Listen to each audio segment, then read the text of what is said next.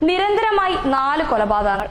ചോരപുരണ്ട കത്തി താഴെയിടാൻ തയ്യാറാവാത്ത കൊലയാളി കൂട്ടങ്ങൾ. അവരെ പച്ചയ്ക്ക് ന്യായീകരിക്കാൻ ഉളുപ്പില്ലാത്ത മാധ്യമങ്ങളും നിഷ്പക്ഷ നിരീക്ഷണ വിദ്വാൻമാരും.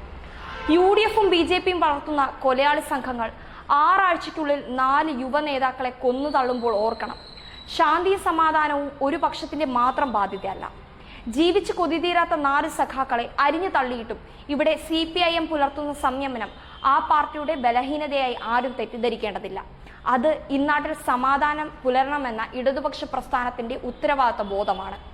കൊലയാളികളെ ജനങ്ങൾക്ക് മുൻപിൽ ഒറ്റപ്പെടുത്താനുള്ള ഇടതുപക്ഷ പ്രസ്ഥാനങ്ങളുടെ ഇച്ഛാശക്തിയാണ് ആ സംയമനം. ഓഗസ്റ്റ് 18-ന് കായംകുളത്തെ സിയാദ്, ഓഗസ്റ്റ് 30-ന് വെഞ്ഞാറമൂട്ടിലെ ഹക്ക് മുഹമ്മദും മിഥിരാജും, ഒടുവിലിതാ ഇന്നലെ അതായത് ഒക്ടോബർ 4-ന് രാത്രി കുന്നംകുളത്തെ സനൂപും.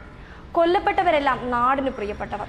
രാഷ്ട്രീയ കൊലപാതകങ്ങളിൽ മരിച്ചാൽ ആർക്ക് പോയി, അവരുടെ കുടുംബത്തിന് പോയി എന്ന തരത്തിലുള്ള അരാഷ്ട്രീയ വലതുപക്ഷ വ്യാഖ്യാനം പറഞ്ഞ് ഇങ്ങോട്ട് വരണ്ട. ഈ 4 ചെറുപ്പക്കാർ അവരുടെ നാടിനും വീടിനും പ്രിയപ്പെട്ടവരാണ്. ആർക്ക് എന്ത് സഹായവും ചെയ്യാൻ മുന്നിലുണ്ടായിരുന്നവർ. രോഗികളെ ആശുപത്രിയിൽ എത്തിക്കാൻ, അവർക്ക് രക്തം നൽകാൻ, സർക്കാർ ആശുപത്രിയിലെ കൂട്ടിരിപ്പുകാർക്ക് ഭക്ഷണം എത്തിക്കാൻ മുന്നിലുണ്ടായിരുന്നവരാണ് ഈ ചെറുപ്പക്കാർ. ഏതു പ്രശ്നത്തിലും സഹജീവികൾക്കു വേണ്ടി ഇടപെടുന്നവർ, ജനകീയ സമരങ്ങളിൽ മുന്നണിയിൽ നിന്നവർ. അതെ, അതുതന്നെയാണ് എതിരാളികളുടെ പ്രശ്നം. DYFയുടെ ഓരോ പ്രവർത്തകരും ജനങ്ങൾക്ക് പ്രിയപ്പെട്ടവരാകുന്നതാണ് കോൺഗ്രസിനെയും RSSനെയും അസ്വസ്ഥമാക്കുന്നത്. ഉടയാത്ത ഖതറിട്ട് വെളുക്കെ ചിരിച്ച് ഉഡായിപ്പും തട്ടിപ്പുമായി ഇറങ്ങുന്ന വെള്ളിമൂങ്ങകളല്ല. മുലകുടി മാറും മുമ്പേ കയ്യിൽ രാഖി കെട്ടി ശാഖയിൽ ചെന്ന് ദണ്ടയും വാളുമെടുത്ത് ആളെ കൊല്ലാൻ പഠിക്കുന്നവരുമല്ല ഇവർ. നിലയ്ക്കാത്ത ആവശ്യങ്ങളിലേക്ക്, നിരന്തരമായ സംഘടനാ പ്രവർത്തനത്തിലേക്ക്, പൊതുകാര്യ പരിപാടിയിലേക്ക്, പൊതുജന ആവശ്യങ്ങളിലേക്ക് ഏതൊക്കെ നിലയിൽ ഇറങ്ങിച്ചെല്ലാമോ ആ നിലയിലൊക്കെ ചുറ്റുമുള്ള മനുഷ്യർക്ക് വേണ്ടി പണിയെടുക്കുന്നവർ. അവരെയാണ് RSSും കോൺഗ്രസുകാരും ചേർത്ത് കൊന്നുകളഞ്ഞത്. തെരഞ്ഞെടുപ്പ് അടുക്കുകയാണ്.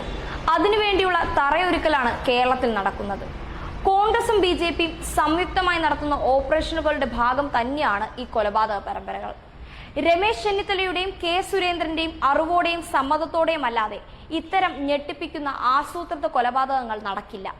ഈ ചെറുപ്പക്കാരുടെ ചോരയിലൂടെയാണ് നിങ്ങളുടെ കോലീബി അധികാരം പിടിച്ചെടുക്കാൻ പോകുന്നതെങ്കിൽ രമേശ് ചെന്നിത്തലയോടും മുല്ലപ്പള്ളിയോടും ഒരു കാര്യം പറഞ്ഞേക്കാം.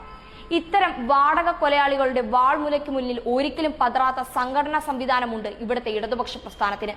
ഞങ്ങൾക്കുറപ്പുണ്ട്, RSസുകാർ നടത്തിയ കൊലപാതകത്തെ ന്യായീകരിക്കാൻ K സുരേന്ദ്രനെ പോലെ തന്നെ കോൺഗ്രസ് നേതാക്കളും ഉണ്ടാകുമെന്ന്. ഇന്നലെ രാത്രി 10:30-ക്ക് RSS ബജറംഗ് ദൾ തെമ്മാടികൾ വെട്ടിവീഴ്ത്തിയ സനൂപ് ആരായിരുന്നു എന്ന് പറഞ്ഞു തരാം. ഇളം പ്രായത്തിൽ തന്നെ CPIM ചിറ്റിലങ്കോട് ബ്രാഞ്ച് സെക്രട്ടറി ആയ പൊതുപ്രവർത്തകൻ. മാതാപിതാക്കൾ നേരത്തെ മരിച്ചുപോയ കുട്ടി. അനാഥത്വം അറിയാതെ അവനെ വളർത്തിയത് കമ്മ്യൂണിസ്റ്റ് പ്രസ്ഥാനമായിരുന്നു. അവന് എല്ലാം ഈ പാർട്ടിയായിരുന്നു.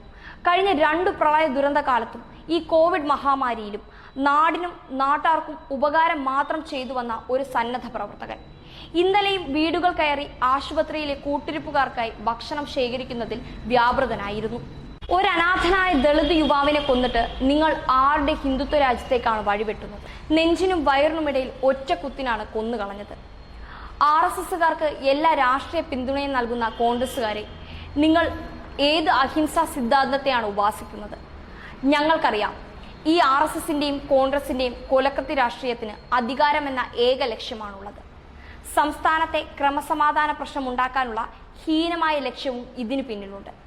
പിന്നെ ഒരു കാര്യം, സനൂപ് കൂടെയില്ലെങ്കിലും ഇന്ന് മെഡിക്കൽ കോളേജിൽ പൊതിച്ചോറ് വിതരണവുമായി DYFI പ്രവർത്തകരുണ്ട്.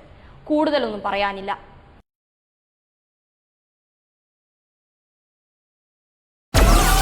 Download Moj.